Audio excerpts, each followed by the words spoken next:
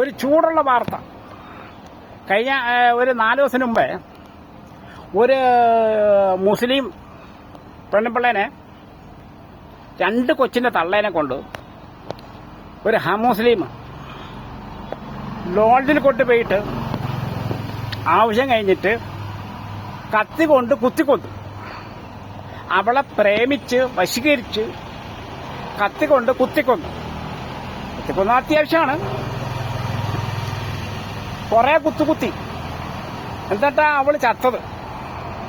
പറഞ്ഞ മനസ്സിലാവുന്നുണ്ടോ? 2 പിള്ളേരെ തള്ളേ നോക്കണം. അതൊരു മുസ്ലിം ഇല്ലാത്ത ആളാണ്, മുസ്ലിമിൽ പെട്ടവനല്ല.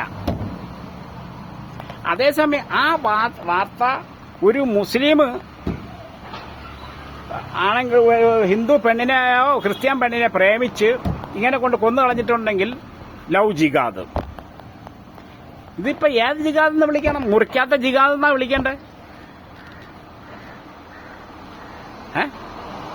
അവളെ കൊണ്ട് പ്രേമിച്ചിട്ട് അവളെ ആവശ്യം കഴിഞ്ഞിട്ട് അവളെ 10-30 പവൻ സ്വർണം എടുത്ത് അവളെ കൊച്ചുങ്ങളെ വയ്യാതാരാക്കി ഇവൻ പറഞ്ഞു കാണും. ഇത് ഈ പെണ്ണുങ്ങളത്ത് പറയും. പണ്ടൊക്കെ എന്ന് പറഞ്ഞിട്ടുണ്ടെങ്കിൽ പെണ്ണുങ്ങളത്ത് പറയുന്നത് നീ ഇല്ലാത്ത ജീവിതം ഉപ്പില്ലാത്ത കഞ്ഞി പോലെ എന്നാണ്. ഇപ്പൊ ഡയലോഗ് മാറി കേട്ടോ. നീ ഇല്ലാത്ത ജീവിതം ലാസ്റ്റിക് ഇല്ല ഷഡ്ഡി പോലെ എന്നാണ്. കാരണം ഇവര് അങ്ങനത്തെ ഡയലോഗ് അടിക്കുന്നത്. അപ്പൊ പെണ്ണുങ്ങൾ കുഴഞ്ഞു പറയും. കെട്ടിയവനെ വെറുക്കും. കെട്ടിയവൻ നാറിയല്ലേ, പരയടിയോനല്ലേ. അപ്പം ഈ ചക്കര വർത്താനം പറയുന്നവൻ നല്ലവനാ. എന്നിട്ട് ഇവളുമാര് കഴപ്പ് മൊത്തം അവരുടെ കൂടെ ചെന്ന് കഴിഞ്ഞിട്ട് അവൻ കൊണ്ട് ലോഡ്ജിൽ കൊണ്ടിട്ടിട്ട് ആവശ്യമുള്ള കഴിഞ്ഞിട്ട് പിന്നെ പോവാൻ പറയും. പോകുമ്പോ ഇവ പോവില്ല. അപ്പൊ കത്തിയെടുത്ത് കുത്തും. ഇത് ഹിന്ദു ആവട്ടെ, മുസ്ലിം ആവട്ടെ, ക്രിസ്ത്യാനി ആവട്ടെ, ഏത് പെണ്ണുങ്ങൾക്കും പറ്റാന്നാണ്.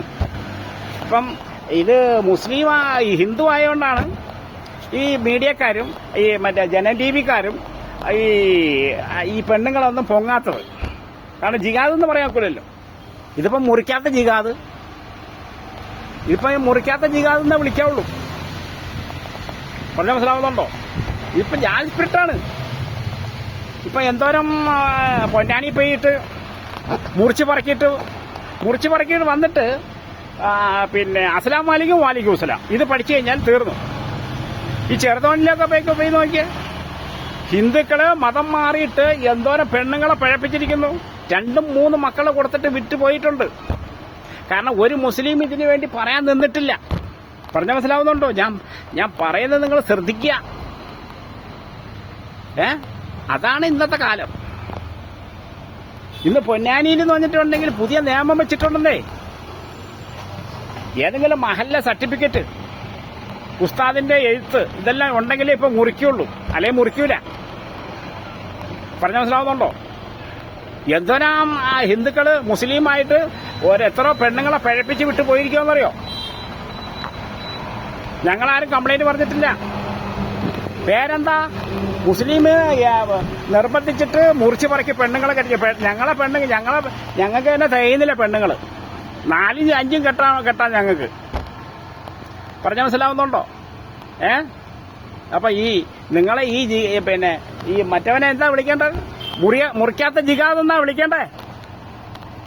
ഓക്കെ.